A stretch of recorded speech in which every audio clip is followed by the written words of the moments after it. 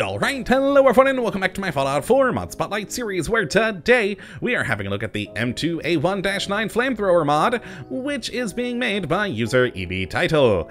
And what this glorious little piece of work looks to add into the game is a truly wonderful new flamethrower, the M2A1-9, and I have very much been enjoying myself with this lovely new gun, as well. First and foremost, it's fire, and who doesn't love playing around with that in this game? It's just entertaining. And two, it's a more classic-styled weapon, actually being designed after the real-world M2-2 flamethrower, I believe is the real-world equivalent. And I always like that sort of thing, so let's take a look at what we do get with this particular mod. And it actually comes in two pieces. The first is the weapon itself, our M2A1-9 flamethrower, which model-wise does look good, but obviously there's not a whole lot to it, but that is because of the second part, which we'll look at in a moment. But all in all, though, good modeling, good texturing, very nice looking. Does have a small selection of modifications, with hopefully more to come down the road. And as for its stats here, it'll do 14 damage using flamer fuel with a firing rate of 90, range of 71, accuracy of 53, and weight of 8.6. All in all, a perfectly usable flamethrower, and in my mind, a nice replacement for the current in-game flamer. And yeah, if you want a little bit more than just an odd-looking little pressure shooter thing, well, that's where the second component comes in, which is in apparel, and it's the M2A1-9 Army Backpack. Now, here in the Pip-Boy, it looks like a sweater vest, but don't worry, it's not actually a sweater vest. It is a flamethrower backpack, akin to what you would see, again, with a real-world flamethrower, and I very much like that. It does have a weight of 10, so it's pretty heavy, but it can be modified with ballistic weave to make it a very, very useful thing. Now let's actually hop out of the Pip-Boy to take a look at it. If I zoom out here, there is the actual backpack in all of its glory. Again, I do very much like the combination of the two, and it's actually something, it's one of those odd decisions that they made for Fallout 4 that I don't understand. You know, in Fallout 3 and New Vegas, with heavy weapons from the flamer to the minigun, you actually had not just the weapon you held in your hands, but you also had the backpack component holding all the ammo. That was kind of what made them heavy weapons. I don't know why they abandoned that in Fallout 4, and so because of that, the mod maker did have to give us the two separate item components, one being the weapon, and the other being the backpack. So, you know, you don't need one to have the other, but it is just nice to be there. So let's take a look at the modifications we do get with these things. We'll start with the flamethrower first here, and jump into my unmodified version here, and the first category we have is the receivers, which sadly only has one thing. Hopefully we'll get some more in the future, considering, well, it is a category here, and whenever I see a category with only one thing in it, it makes me hope that more will be added down the road. But who knows? Now, in the barrel category is where we have most of our modifications here, from the standard barrel to an upgraded barrel, which will actually take the damage down a bit, but will increase the range.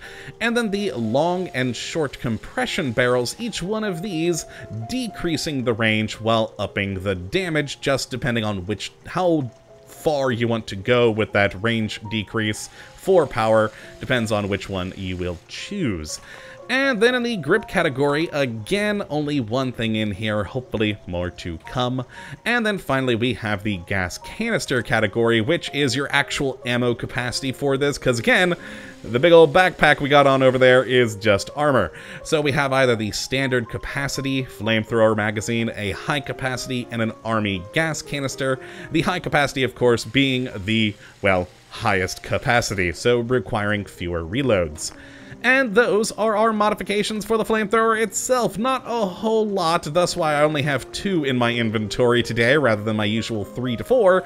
But yeah, still a nice little selection, and again, hopefully more to come. And I actually believe, when I was reading the mod page earlier, he was talking about potentially adding a bipod for it, so there may be more mods coming down the pipeline. Now, as for the armor, if we actually go and open up our army backpack here, as I did say, we can add in ballistic weave all the way up to the Mark V, adding in 110 physical and 110 energy defense onto this thing, which, hey, more armor is always a good thing. So there we are, we do have that, and that is just good. Now, as for how you get them, currently, there's no way other than the console commands, as you can see here. They are not added into the leveled loot list, and as far as I could see from the mod page and from wandering around the world, you can't seem to find them in the world currently. Hopefully that changes down the road, that would be nice, but for now, you do have to use the console commands to cheat them in. But let's take a look at our beautiful new flamethrower, and we're only going to have actually test out one of them here at our usual corner because, well, they're flamethrowers. They both look the same. It shoots fire. There we are! Now you can see there, it is not a custom animation. It is just using some standard in-game animations. And same for the sound, it is not custom, but it is just a usable flamethrower sound. So, I mean, the sound really doesn't bother me. The animation does, and hopefully they will fix that eventually, but for the time being, you know what? It's a flamethrower, and that makes me happy. So let's go and, of course, test them on our usual test subjects of Will and Randy over here. I think what we'll do is, let's take out Will with the upgraded 18 damage flamethrower, the highest that you can get because this has reduced range. We're going to kind of have to charge at him, and we'll use the longer range one to take out Randy the Radstag. So hi Will, how are you doing today? It's time for you to burn! Beautiful. That didn't take long at all. And as you can see with the high capacity magazine on this one, you hold a whole lot of gas there, 120. So let's see how the standard version does against Randy up here. Hi, Randy! Just hold there for 1 second and then burn. Oh, yeah. Oh, yeah, I love flamethrowers. They're glorious. But, oh, God, hey, the Death Claws are back! Well, clearly we have to burn the Death Claws. I'm going to go with the higher damage one, though, because, I mean, they're freaking Death Claws. And let's see how I fare. Oh, God, I'm probably going to die, but let's try it out, see how they work. Oh, they're fighting each other. This can only benefit me. Burn, Death Claws. Burn. One's down. Take the other. Oh, those work really good. Ah, yay, I do enjoy a good flamethrower, and wow, Randy's still burning over there. Cool. So yes, that is the M2A1-9 Flamethrower mod, a lovely little piece of work that I, again, have very much been enjoying with this mod. I do wish that the mod maker didn't have to resort to having two pieces, but that's just a, you know, limitation of the mechanics here in this game. So if you would like to check this mod out for yourself, which I would definitely recommend you go and do, you can have a look at the link in the description as per usual. But that is going to be it for today, my friends, and so I hope you have enjoyed and that you do come back for the next episode when hopefully we'll be looking at another wonderful mod. But until that time, thank you for watching, and as always, have a good one.